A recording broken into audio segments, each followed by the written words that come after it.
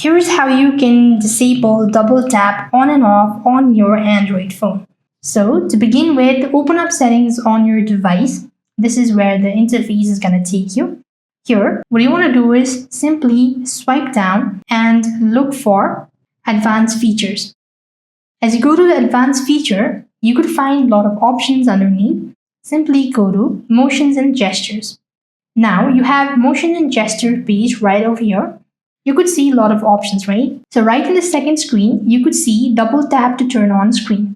Toggle the button. This is you've disabled this.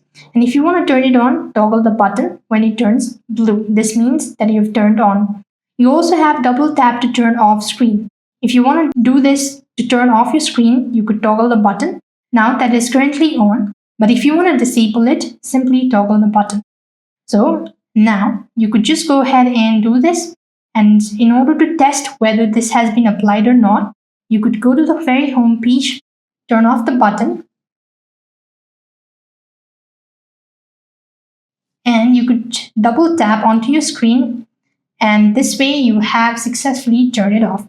And if you also want to turn off, you could also do it and then turn it off. So this is it. Thank you for watching. See you in the next video.